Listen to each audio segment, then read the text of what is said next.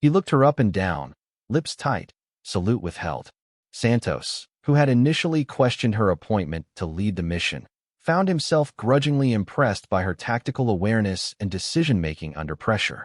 She moved like someone with extensive field experience, reading terrain and anticipating threats with the kind of intuitive understanding that couldn't be taught in classrooms or training exercises. "She knows what she's doing," he whispered to Williams during a security halt, his initial skepticism giving way to professional respect.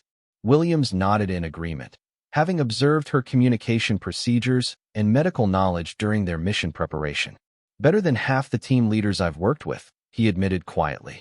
Rodriguez remained focused on their security perimeter, but had noticed how smoothly the mission was proceeding under her leadership.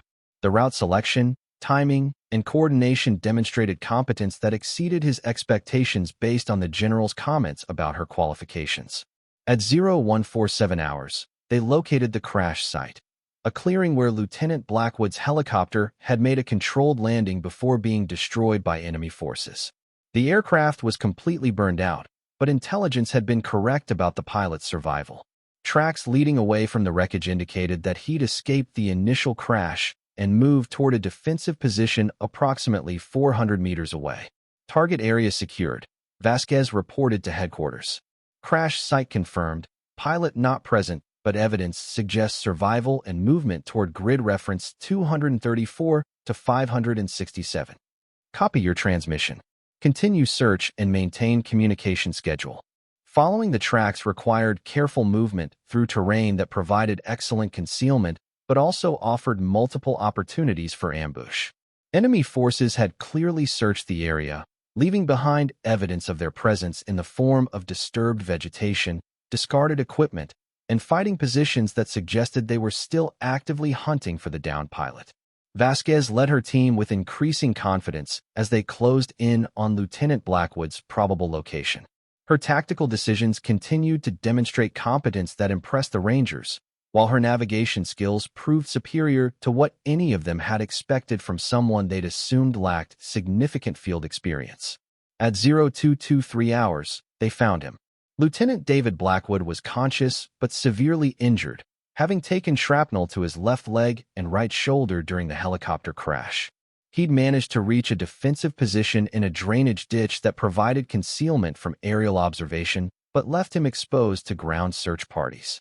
His condition was stable but deteriorating, and he was clearly in significant pain despite his attempts to maintain military bearing. "Lieutenant Blackwood," Vasquez whispered as she approached his position. "Staff Sergeant Vasquez, 75th Rangers. We're here to take you home." The young pilot's face showed relief mixed with confusion as he processed her identity. Like most personnel on the base, he'd heard about the female NCO who'd been assigned to lead his rescue mission despite his father's obvious reservations about her qualifications. "Sergeant," he replied weakly. "Glad to see you. I was beginning to think nobody was coming." Williams immediately began medical assessment, while Santos and Rodriguez established security perimeter around their position. The medic's examination revealed injuries that were serious but not immediately life-threatening, though the lieutenant would require medical evacuation as soon as possible to prevent complications from blood loss and possible infection. "How bad is it?" Vasquez asked Williams. "Shrapnel wounds to the leg and shoulder, possible concussion, dehydration, and exhaustion," Williams reported. "He can move with assistance, but extraction will be slow and he'll need immediate medical attention once we reach the pickup point." The tactical situation was complicated by Lieutenant Blackwood's reduced mobility and the increased enemy activity in the area. Their insertion route was no longer secure, and enemy forces had established checkpoints along the most direct path to their extraction point. Additionally, the lieutenant's injuries would slow their movement and make concealment more difficult. "Enemy activity," Vasquez asked Santos. "Increased patrols since our insertion," Santos replied. "They know we're here, and they're systematically searching the area. Multiple squads moving in coordinated patterns, probably 20 to 30 personnel total." The situation required immediate decision-making that would determine whether they successfully extracted Lieutenant Blackwood or became casualties themselves. Standard procedure called for requesting additional support or alternate extraction, but time constraints and enemy capabilities made conventional solutions impossible.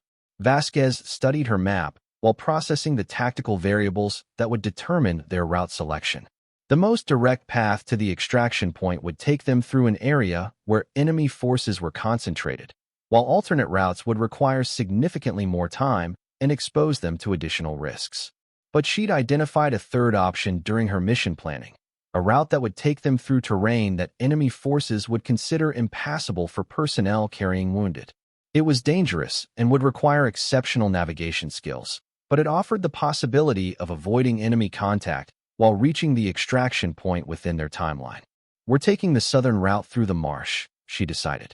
Enemy won't expect movement through that terrain, and we can use the vegetation for concealment even if it slows our pace. Santos looked skeptical about her route selection. That marsh is chest-deep water with unpredictable footing. Moving wounded personnel through that terrain will be extremely difficult and dangerous. More dangerous than fighting through 30 enemy soldiers with superior numbers and knowledge of local terrain, Vasquez replied. The marsh gives us concealment and avoids enemy concentrations. We can handle the physical challenges. It was a calculated risk that demonstrated the kind of tactical thinking that separated exceptional leaders from ordinary ones. Rather than choosing the obvious solution that enemy forces would anticipate, she'd selected an approach that exploited their assumptions about what American forces would consider viable. Copy, Santos acknowledged. How do we handle the lieutenant's mobility limitations? We carry him, Vasquez said simply. 2-person carries in rotation, with security provided by the third person. Slow but steady progress, maintaining noise discipline and avoiding areas where we might be silhouetted against the sky. For the next 3 hours, they moved through terrain that challenged every aspect of their training and endurance. The marsh was worse than satellite imagery had suggested. Deeper water, unstable footing, and vegetation that concealed obstacles capable of causing serious injury. Carrying Lieutenant Blackwood required constant coordination between team members, while maintaining security meant staying alert for enemy contact despite exhaustion and physical strain. But Vasquez's route selection proved tactically sound. Enemy forces had concentrated their search efforts along more conventional escape routes, leaving the marsh area relatively unguarded because they assumed American forces wouldn't attempt movement through such challenging terrain. Her willingness to accept physical hardship in exchange for tactical advantage had created an opportunity for successful extraction. Lieutenant Blackwood remained conscious throughout the movement, though his condition was clearly deteriorating from blood loss and the physical stress of evacuation. Williams provided medical support during rest stops, administering pain medication and monitoring vital signs, while the others maintained security and navigation responsibilities. How are you holding up, Lieutenant? Vasquez asked during one of their brief halts. Been better, he admitted with a weak smile. But I'm alive, and I know I'm going home. That's more than I expected a few hours ago. His attitude impressed the entire team, demonstrating the kind of courage under adversity that military training was designed to develop. Despite his injuries and exhaustion, he never complained about their pace or the physical discomfort of being carried through difficult terrain. At 0534 hours, they reached the extraction point, a clearing that provided helicopter access while offering concealment from ground observation. The area was secure, with no evidence of enemy presence, and their communication with headquarters confirmed that extraction assets were en route. Dustoff inbound, ETA 12 minutes. Came the radio transmission that meant safety was within reach. Copy Dustoff. Landing zone is secure and marked for night extraction. As they waited for the helicopter, Williams continued medical treatment while the others maintained security around the perimeter. Lieutenant Blackwood's condition had stabilized during the movement, but he clearly needed immediate medical attention that could only be provided at a field hospital. Sergeant, he said quietly to Vasquez, I want you to know that my father was wrong about you. You saved my life tonight, and you did it with more skill and courage than most people I've served with. Before she could respond, the distinctive sound of rotor blades announced the arrival of their extraction helicopter. The aircraft settled into the landing zone with precision that spoke of extensive experience operating in hostile territory, while door gunners maintained watch for enemy forces that might attempt to interfere with the evacuation. The transfer of Lieutenant Blackwood to medical personnel was accomplished quickly and professionally, with Williams providing a detailed medical briefing to the flight medic who would continue treatment during transport to the field hospital. Within minutes, they were airborne and heading towards safety.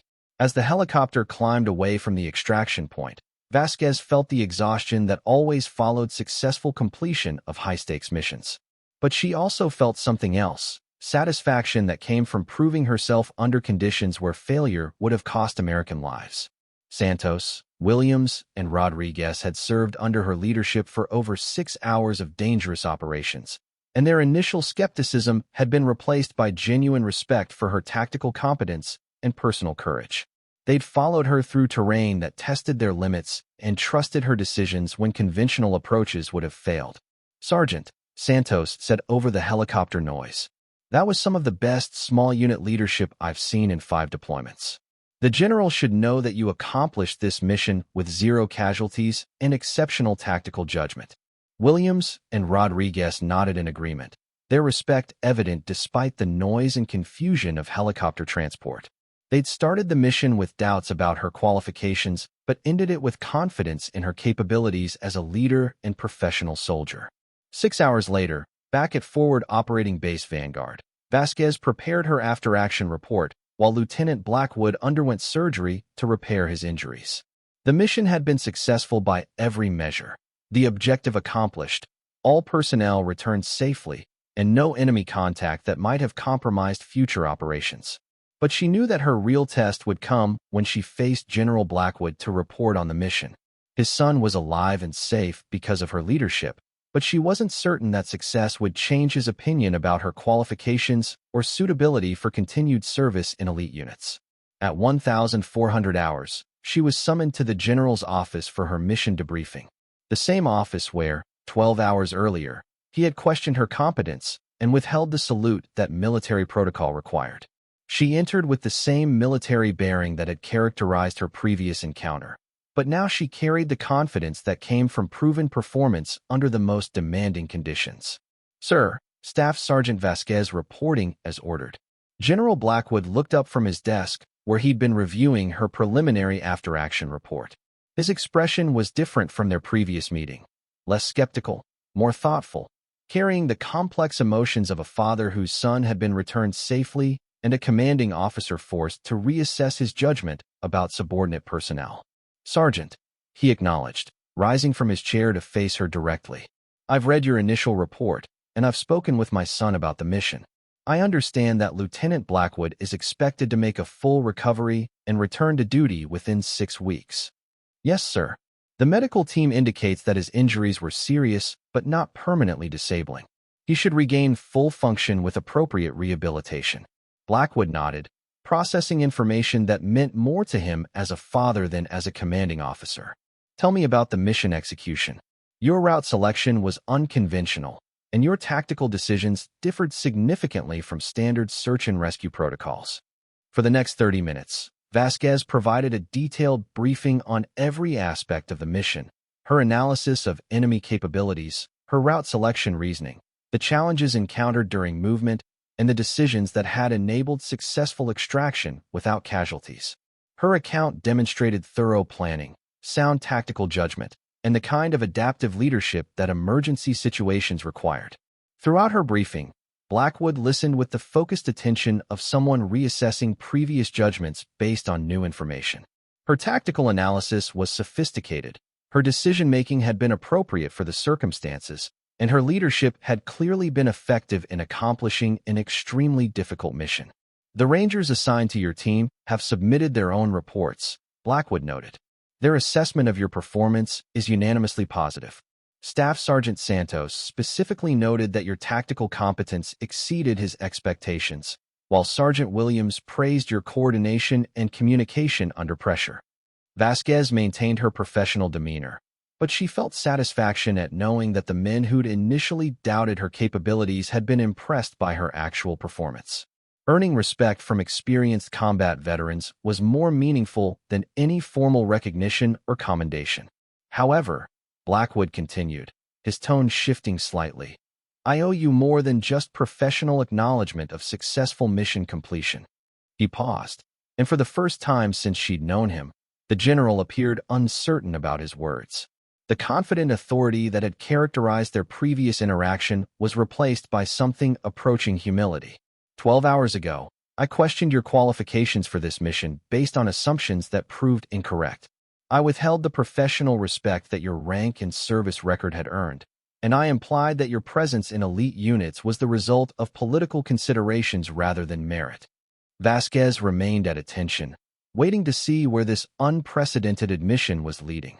My son is alive today because of your tactical competence, your courage under fire, and your unwillingness to accept conventional solutions when unconventional approaches were required. You saved his life through precisely the kind of professional competence and personal courage that I claimed to doubt. Blackwood stepped closer, and for the first time, his expression showed genuine respect rather than skeptical evaluation. More importantly, you demonstrated the kind of leadership that inspires others to perform beyond their perceived limitations. The Rangers who served under you have requested permission to work with you on future operations, which is the highest form of professional endorsement available in our community. He paused again, clearly struggling with words that didn't come easily to someone accustomed to projecting unwavering confidence and authority. I was wrong about you, Sergeant. Wrong about your capabilities, wrong about your qualifications, and wrong about the value you bring to this unit. My assessment was based on prejudice rather than performance, and that kind of thinking has no place in professional military service. With deliberate formality, General Blackwood stepped back and rendered the salute that he had withheld during their previous encounter. But this salute was different, held longer, delivered with obvious respect, and accompanied by the kind of acknowledgement that transcended military protocol to represent genuine recognition of merit and achievement. Staff Sergeant Vasquez, it has been an honor to serve alongside you, and I apologize for my failure to recognize your capabilities when we first met. Vasquez returned his salute with the same precision she'd demonstrated 12 hours earlier, but now the gesture carried mutual respect rather than one-sided protocol. Thank you, sir. I'm honored to serve under your command and grateful for the opportunity to contribute to mission success. There's one more thing, Blackwood continued. I've recommended you for the Bronze Star for your actions during this mission. Your tactical judgment, courage under fire, and successful leadership of a high-risk operation warrant recognition that reflects the exceptional nature of your performance.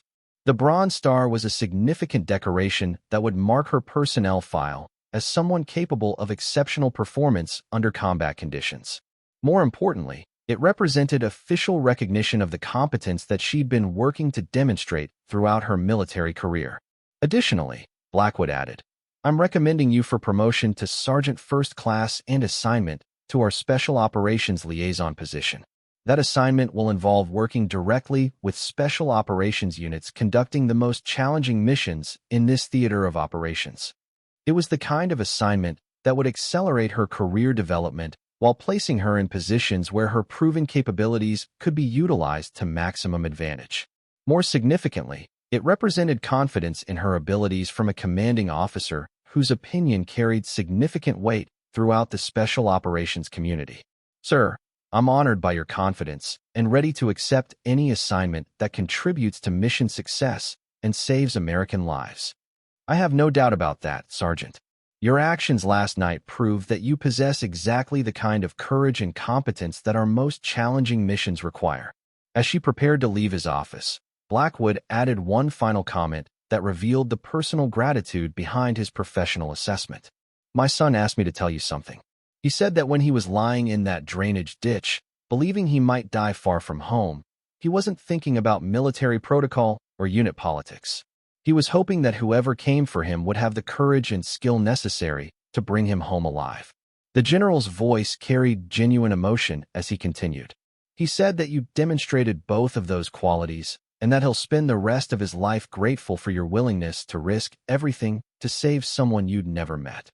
Vasquez felt the weight of those words as she realized that her actions had affected not just military objectives, but human lives in the most fundamental way possible.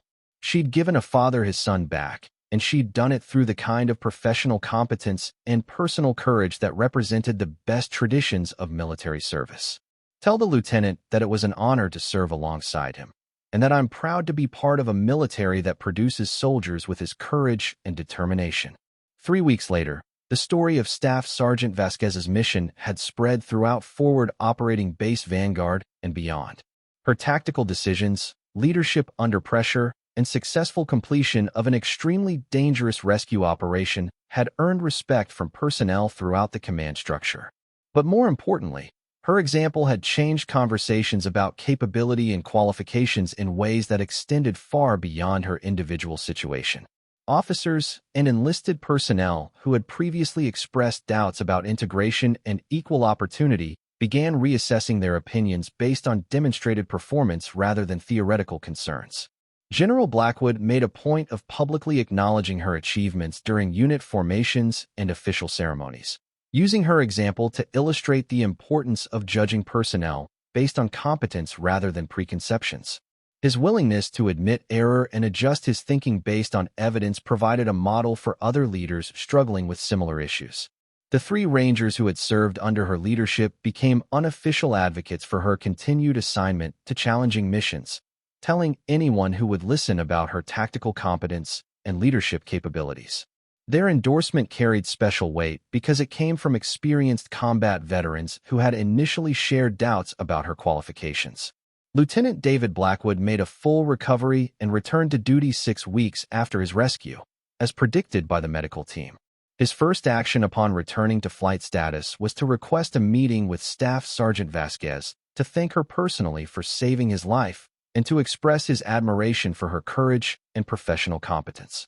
More significantly, when asked by other officers about the rescue mission, he consistently emphasized that his survival had depended on tactical decisions and leadership that few people could have provided under those circumstances. His testimony about her performance carried special credibility because it came from someone whose life had literally depended on her capabilities. 6 months later, Sergeant First Class Vasquez received orders to attend the Ranger School, becoming one of the first women selected for training that would qualify her for assignment to the most elite units in the Army. Her selection was based purely on merit, documented through performance evaluations that reflected exceptional competence under the most demanding conditions. General Blackwood personally delivered the news of her selection, taking the opportunity to reflect on how their relationship had evolved from mutual distrust to genuine professional respect. His assessment of her capabilities had changed completely based on observed performance, and he'd become one of her strongest advocates for continued advancement and challenging assignments. "Sergeant First Class Vasquez," he said during their final meeting before her departure for Ranger School. "6 months ago, I questioned whether you belonged in elite military units. Today, I can honestly say that elite units would be fortunate to have soldiers with your capabilities and dedication." It was an acknowledgement that transcended military protocol to represent genuine recognition of merit and achievement. More importantly, it demonstrated the kind of leadership growth that the military hoped to develop in its senior officers, the ability to recognize and correct errors in judgment while adapting to new information and changing circumstances. "Thank you, sir. It's been an honor to serve under your command and to contribute to missions that matter. The honor has been mine, Sergeant. And I suspect this is just the beginning of a career that will continue to challenge assumptions and demonstrate that excellence comes in many forms." As she prepared to leave Forward Operating Base Vanguard for her next assignment, Vasquez reflected on the journey that had brought her from initial rejection to acceptance based on proven performance. The general who had once refused to salute her had become one of her strongest supporters, and the soldiers who had initially doubted her capabilities had become advocates for her continued advancement. But more importantly, she'd proven to herself that competence and courage could overcome prejudice and preconception when demonstrated under conditions that mattered. She'd saved American lives through tactical thinking and personal bravery, and she'd done it while maintaining the kind of professional standards that earned respect from the most demanding critics. The story of her rescue mission would become part of military lore, told in classrooms and training exercises as an example of how unconventional thinking and courageous leadership could achieve success when conventional approaches failed. But for her, the real satisfaction came from knowing that she'd lived up to the standards she'd set for herself and that she'd proven worthy of the trust placed in her by fellow soldiers. Years later, When other young women faced similar doubts about their capabilities and suitability for challenging assignments, they would hear the story of Staff Sergeant Vasquez and draw inspiration from her example. They would learn that respect must be earned through performance, that courage comes in many forms, and that the greatest victories are often won by those who refuse to accept limitations imposed by others' expectations. Because sometimes the soldier who saves everyone is the one nobody expected to succeed. And sometimes real respect begins with a salute that acknowledges not just rank and protocol, but genuine recognition of merit earned through blood, sweat, and the kind of courage that transcends all barriers. Respect is earned, the general muttered, dismissing her like she hadn't bled in the same dirt as the men beside her. She didn't argue. She just nodded and boarded the chopper alone. Hours later, her boots hit the tarmac again, bloodied, bruised, and carrying the one thing that stopped the general cold, his son. Alive. Safe. Saved by the soldier he refused to salute. That day, the entire base learned what real respect looks like. And the general? He saluted first and held it longest. From which city in the world are you watching this video today? If you enjoy stories that demonstrate how true honor transcends rank and prejudice, consider subscribing for more content that reveals the extraordinary courage hidden in unexpected moments. The desert heat shimmered off the tarmac at Forward Operating Base Vanguard when Staff Sergeant Maria Elena Vasquez first encountered General Harrison Blackwood.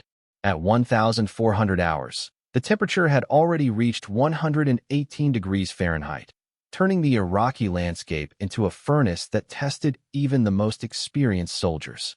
The air itself seemed to vibrate with intensity, creating mirages on the horizon that made distant objects appear to float above the sand like ghostly apparitions.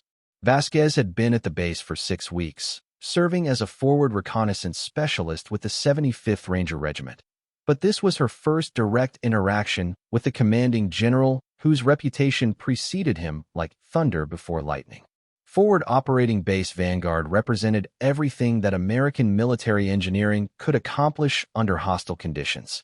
Constructed from prefabricated sections and reinforced with locally sourced materials, the base housed over 3,000 personnel engaged in some of the most dangerous operations of the Iraq War. Concrete barriers 12 feet high surrounded the perimeter, topped with razor wire that glinted in the relentless sun. Guard towers positioned at strategic intervals provided overlapping fields of fire, while the constant drone of generators and air conditioning units created a mechanical symphony that never ceased.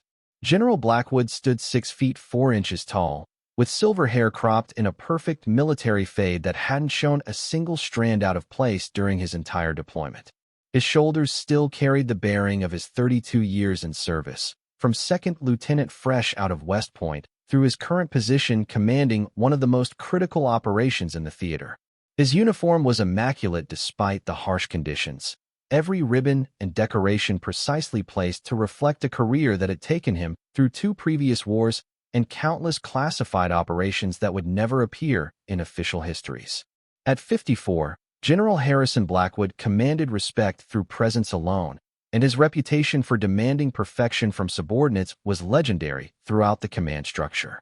Officers who served under him either rose to meet his standards or found themselves reassigned to less demanding positions. Enlisted personnel spoke of him with the kind of reverent fear reserved for leaders who could end careers with a single evaluation report, but who also possessed the tactical brilliance that kept soldiers alive in impossible situations. His personal story was one of dedication that bordered on obsession. The son of a career military family, Blackwood had grown up on Army bases around the world, absorbing military culture through direct exposure rather than academic study. His father had been a decorated veteran of Korea and Vietnam, while his grandfather had served in World War II with distinction that earned him a Silver Star and Purple Heart. Military service wasn't just Blackwood's profession, it was his heritage, his identity, and his reason for existence. Vasquez approached the general's position near the helicopter landing pad, her own uniform showing the wear that came from actual field operations conducted beyond the relative safety of the main base.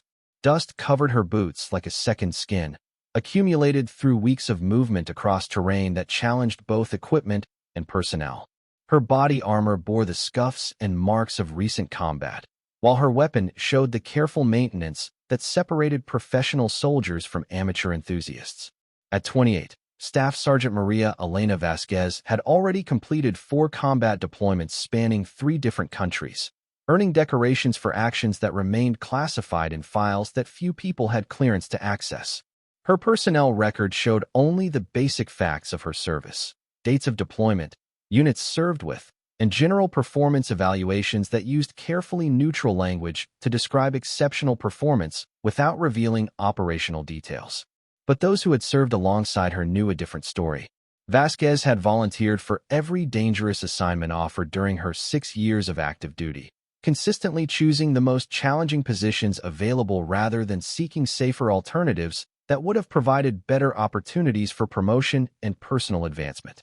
Her face carried the focused intensity of someone who'd been operating in hostile territory for weeks, making life-and-death decisions on incomplete information while maintaining the kind of professional competence that kept herself and others alive. "General Blackwood," she said, stopping at attention and rendering a crisp salute that reflected years of military training and discipline. Staff Sergeant Vasquez reporting as ordered, sir. Her salute was textbook perfect, hand positioned correctly, eyes focused straight ahead, posture indicating respect for rank and authority. But there was something in her bearing that suggested confidence earned through experience rather than simply drilled through repetition. She stood like someone who'd proven herself under conditions where military courtesy mattered less than tactical competence and personal courage. Blackwood looked her up and down with eyes that had evaluated thousands of soldiers throughout his career, a clinical assessment that took in details most people would miss. His gaze lingered on the positioning of her equipment, the way she carried her weapon, the confidence in her bearing despite obvious fatigue from recent operations. These were the kinds of details that told him more about her capabilities than any written report could convey.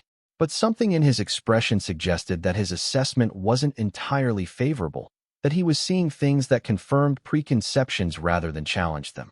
His eyes narrowed slightly as he studied her, and his lips compressed into a thin line that indicated displeasure or skepticism about what he was observing. "Staff Sergeant," he acknowledged, but notably didn't return her salute immediately. Instead, he continued studying her with the kind of clinical evaluation reserved for personnel whose qualifications were questionable. The omission was deliberate and obvious, a breach of military protocol that sent a clear message about his opinion of her presence. "I've read your service record," Blackwood continued, his voice carrying the authority that came from 3 decades of command experience. "Impressive on paper, but paper doesn't tell the whole story, does it?" The qualifier hung in the air like smoke from burning oil, heavy with implications that both of them understood perfectly. Vasquez maintained her position at attention, but something in her eyes shifted, a barely perceptible tightening that suggested she'd heard similar comments before and understood their implications with the clarity that came from painful experience. "Your next assignment requires someone with proven leadership under extreme pressure," Blackwood continued, his tone carrying the weight of authority backed by rank, experience, and the absolute power to determine her future in the military. "Someone who can command respect from hardened combat veterans, make life-and-death decisions under fire, and maintain discipline when conventional military structure breaks down under stress." Behind the general, his aide-de-camp, Colonel Marcus Webb, shifted uncomfortably as he recognized the direction this conversation was taking. Webb had served with Blackwood for 3 years and had learned to read the subtle signs that preceded difficult conversations. The colonel had reviewed Vasquez's complete file, including classified annexes that painted a picture of exceptional performance under combat conditions that would have challenged much more experienced personnel. But Webb also knew that Blackwood's opinions were rarely changed by paperwork, no matter how impressive the documented achievements might be. The general believed in personal assessment based on direct observation, and he had strong opinions about the capabilities of different types of personnel based on his decades of experience in combat environments. "I'm not convinced that reconnaissance specialists develop the kind of command presence necessary for this particular mission," Blackwood said, stepping closer to use his height advantage to look down at her with an expression that bordered on skeptical dismissal. This assignment requires someone who can earn respect through demonstrated competence rather than relying on rank or military courtesy. The words were carefully chosen to avoid direct insubordination or discrimination, but their meaning was clear to everyone present. Blackwood was questioning not just her qualifications, but her fundamental suitability for military service at the level required by elite units. His assessment was based on assumptions about her capabilities that had nothing to do with her actual performance record. "Sir," Vasquez replied carefully, her voice remaining steady despite the obvious challenge to her professional competence. "I'm prepared for whatever assignment the general deems appropriate, and I'll execute it to the best of my ability." "Are you?"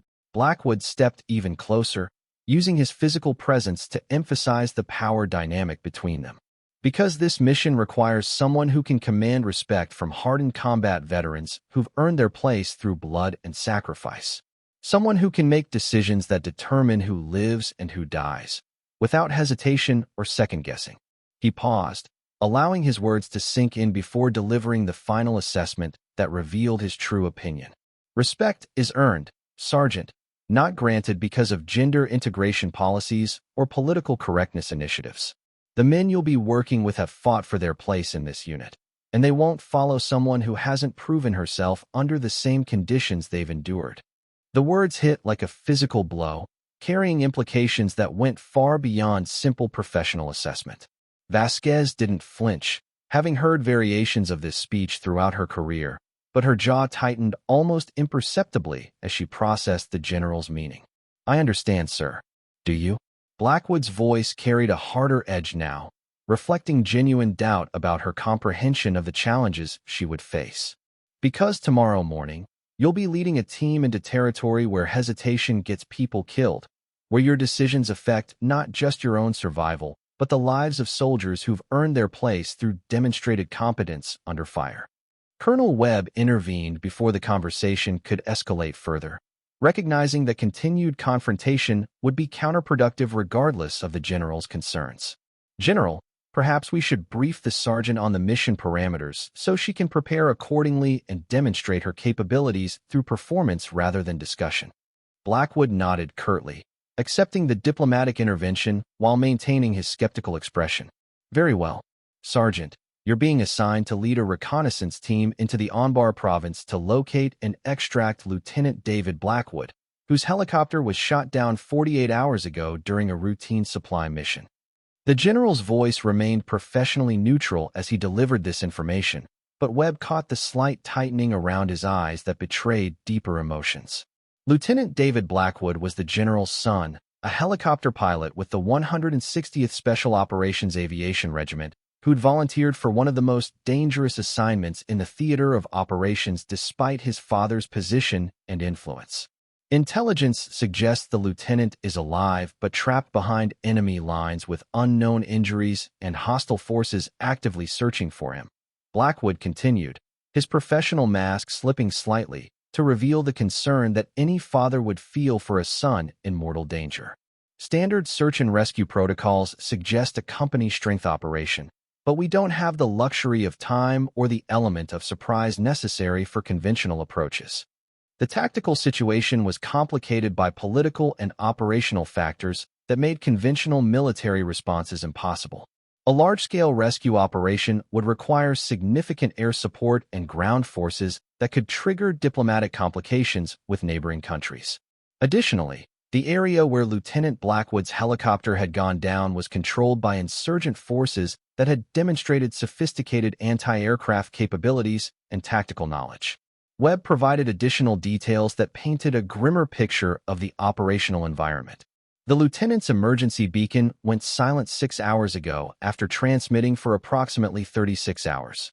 His last known position puts him in territory controlled by a particularly aggressive insurgent cell that's been responsible for several attacks on coalition forces during the past month. The insurgent cell in question had earned a reputation for tactical sophistication and brutal treatment of captured coalition personnel. Intelligence reports suggested they possessed advanced weapons and communication equipment that exceeded the capabilities of typical enemy forces. More concerning was their apparent knowledge of American tactics and procedures, suggesting possible infiltration or intelligence gathering that compromised operational security. If they capture him alive, Webb continued grimly. Intelligence assessment suggests they'll use him for propaganda purposes before execution. The lieutenant's father is a general officer, which makes him a high-value target for psychological warfare aimed at undermining American morale and coalition solidarity. Vasquez studied the tactical display that Webb activated, showing satellite imagery of the target area with overlays indicating known enemy positions, terrain features, and potential approach routes. The terrain was challenging under optimal conditions, a mixture of urban areas and rural countryside that provided numerous hiding places for both the downed pilot and the forces searching for him. The landscape was typical of the Anbar province, flat desert interrupted by irrigation channels, agricultural areas, and small settlements that could provide either concealment or fatal exposure depending on enemy presence and local sympathies.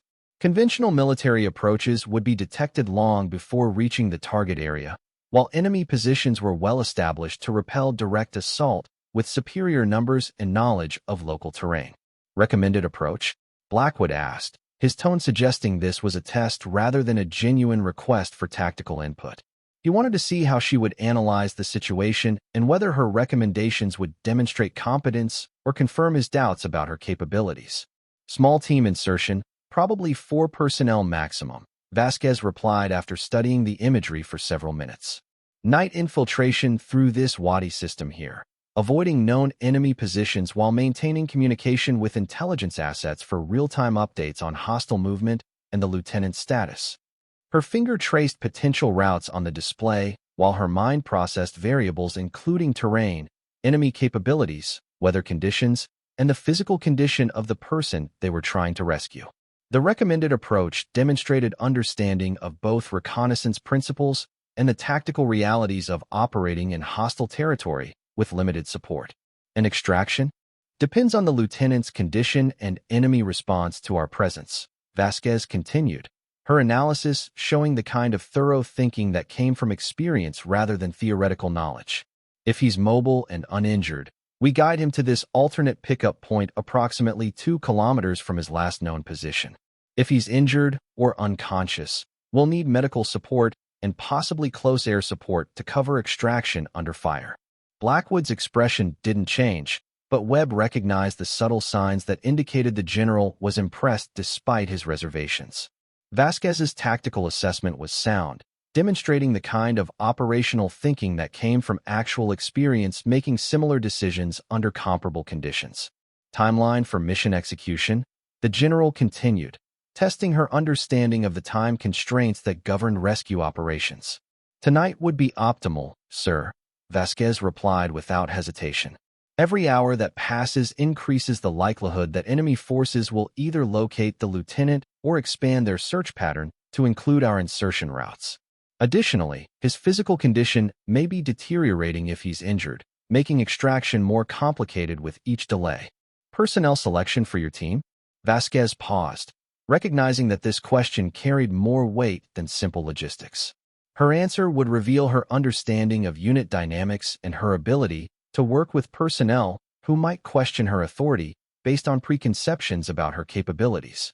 I'd prefer to work with personnel who have experience in this operational environment and trust in team leadership, sir. Individual qualifications matter less than team cohesion under stress, and I'll adapt my leadership style to work effectively with whatever personnel are assigned. It was a diplomatic answer that avoided the obvious issue. Many soldiers in the unit had never served under female leadership, and some might struggle with taking orders from someone they perceived as less qualified or experienced than themselves. But it also demonstrated understanding of the interpersonal dynamics that often determine mission success or failure. Blackwood studied her response for several seconds before speaking again. Very well, Sergeant. You'll have 3 volunteers from the 75th Rangers, all with extensive combat experience in this area of operations. They've been briefed on the mission parameters and understand the importance of success. What he didn't say was that the 3 Rangers had also been told about his concerns regarding her leadership capabilities, and that they'd been instructed to provide honest assessments of her performance that would inform future assignment decisions. This mission would serve as both a rescue operation and a field evaluation that would determine whether his doubts were justified. The mission launches at 2,200 hours, Blackwood continued. You have 6 hours to prepare your team, review intelligence updates, and ensure that equipment and communication procedures are properly coordinated. I expect regular situation reports and immediate notification of any complications that might affect mission success. Understood, sir. Is there anything else the General requires before I begin mission preparation? Blackwood looked at her one final time, his expression revealing the internal conflict between his duty as a commanding officer and his concerns as a father whose son's life depended on her competence. Just remember, Sergeant, that this mission isn't about proving anything to me or anyone else.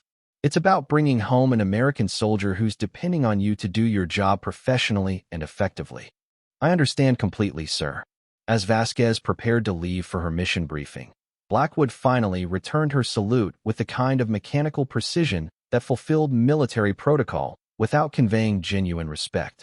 The gesture was perfunctory rather than respectful, a reminder that his opinion of her capabilities remained unchanged despite her professional responses to his questions. Dismissed, he said curtly. 6 hours later, as darkness settled over the Iraqi desert like a suffocating blanket, Staff Sergeant Vasquez and her 3-man team lifted off in a modified Black Hawk helicopter heading toward what intelligence estimated would be a straightforward reconnaissance mission requiring stealth, navigation skills, and the ability to extract a wounded pilot without engaging superior enemy forces. The helicopter flew low and fast across terrain that looked alien under night vision equipment, using terrain features and pre-planned routes to avoid enemy detection while approaching the area where Lieutenant Blackwood's helicopter had gone down. The crew chief maintained constant communication with intelligence assets, providing real-time updates on enemy movement and potential threats that might affect the mission.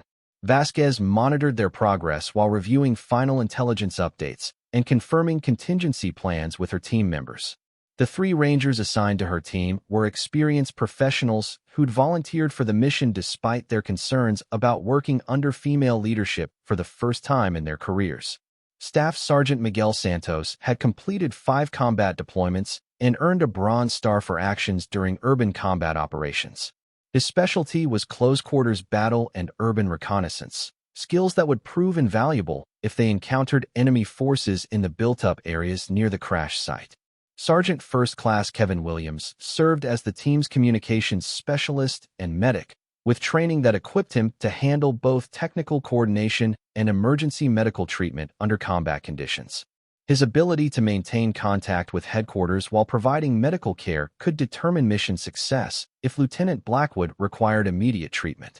Specialist Tony Rodriguez was the youngest member of the team, but had already distinguished himself during 2 previous deployments as an expert marksman and reconnaissance specialist. His role would be providing security and early warning of enemy approach, while the others focused on locating and extracting the downed pilot. All 3 men had received extensive briefings about the mission parameters, but they'd also been informed about General Blackwood's concerns regarding their team leader's qualifications. Their natural tendency to defer to experience and proven capability under fire was complicated by uncertainty about whether Vasquez possessed the judgment and courage necessary for successful completion of a high-stakes rescue operation.